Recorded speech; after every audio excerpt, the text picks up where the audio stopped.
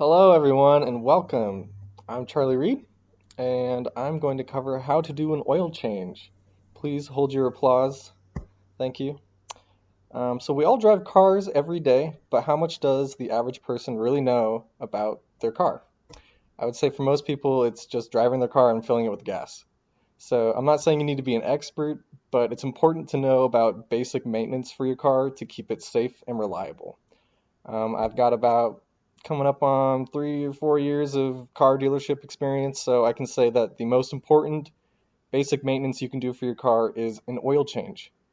Today I will cover how to do that and why you should do an oil change, the supplies you will need, safety precautions, the process of draining and filling your oil, and your final inspection. So, to start things off, why should you do an oil change? Oil is used to lubricate the internal parts of your engine. Inside your engine, it's metal on metal, so it's important that they're well lubricated and so that when they're spinning, everything's nice and smooth. Over time, oil breaks down and becomes contaminated. So, at worst, it can cause complete engine failure because your internal parts are not lubricated properly and they break and explode and bad things happen. The general rule of thumb is you should change your oil every 5,000 miles or 5 to 6 months. Some cars are a little different, but that's generally what you do. So now that we know why you should do it, let's look at the supplies you will need. You will need an owner's manual. In your owner's manual, you will find the oil type you will need to buy and the amount that your car takes. And once you have that, you should locate a drain pan for the oil to drain into when you take out the drain plug. You should get a funnel, some gloves, a flashlight to see underneath your car, a ratchet and socket to break your drain plug loose, an oil filter wrench because sometimes the screw-on filters are on there pretty tight, and you should get brake clean, which is what you'll use to clean oil off your engine when you're done with everything, shop rags to keep yourself clean, and cardboard to put underneath your car so if there's any spills, it doesn't stain your driveway or anything, it just hits the cardboard.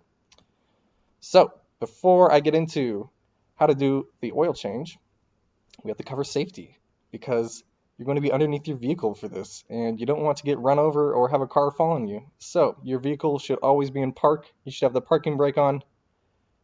If your vehicle is too low to the ground and you can't crawl underneath it, you should get a floor jack and use jack stands to raise the vehicle up and set them on the jack stands. You should never get underneath a car with just a jack. There it can fall and you will get squashed and it won't be my fault. So great, we went over that. You are now Charlie Reed certified to get underneath the car. Next, we will do draining the oil. It's very simple. You get underneath your vehicle with your ratchet and socket, and you locate your drain plug right there. Crack that baby loose. Make sure your drain pan is underneath there so that the oil doesn't just go on the ground. Unscrew your drain plug and get ready for all that oil to come flying out of there. And once you do that and it's all drained, you can screw your drain plug back in and give it a nice snug tightness with your ratchet. And then you can move on to your oil filter. Your oil filter can be two things. Here we have a canister filter, which is generally located on top of your car actually, but in most cases you will find a screw-on oil filter, and it looks like that. So once you find that, go ahead, slide your drain pan over and crack that baby loose. If you can do it with your hand, awesome, someone did it right. If not, get your oil filter wrench and refound that. Same with your drain plug, loosen it until it comes off and get ready for the oil to come down. And then once that's off, you can go ahead and screw your new oil filter back on. You should look for the black gasket, which is on top of the filter. This can get stuck on top from the old oil filter. And if you screw a new filter on with the old gasket still on there, it will just spray oil everywhere. Not good. So check for that. So now you did it. You drained your oil. Good job. So now you can go back to the top of your car and find your new oil and your funnel and the fill cap. Fill cap looks like this.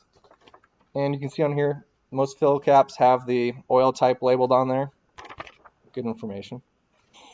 So go ahead and unscrew that, put your funnel in, and make sure you have looked at how much your oil how much your car takes of oil. Generally, it's like 4 to 6 quarts. That's common. If you have a big truck, it takes more. You'll know when it takes more. So fill it up. Once you got all the oil in there, go ahead, take your funnel, screw your cap back on, and go ahead and get in your car and start that baby up. And this will be part of your final inspection. So you start your car up, wait about 30 seconds, go ahead and shut it off. Check underneath your car for leaks or anything with your flashlight on top if anything went wrong. Then you can go ahead and check your oil level using your oil dipstick. Here's an oil dipstick. They always have a yellow or orange handle to them. And you want your oil level to be sitting in between the two open dots that every dipstick will have. And you want it to be, please hold cap. You want it to be in the middle or as close as you can get to the top hole. You don't want to go above it. That means you have too much. If it's below this bottom hole, you didn't put enough in. And so hopefully you did everything great. The oil is in the right range, and you can give yourself a good old pat on the back because guess what? You just did an oil change. Nice job. So, what have we learned? We have learned what you will need to do an oil change, how not to die doing an oil change, and the actual process of doing an oil change. So now you know more than the average person does about their own car and how to keep their engine running nice and reliable and safe and smooth. And that is just what the kids call these days epic. So I hope you learned something new today and that you can get out there and have a blast changing oil. Thank you very much.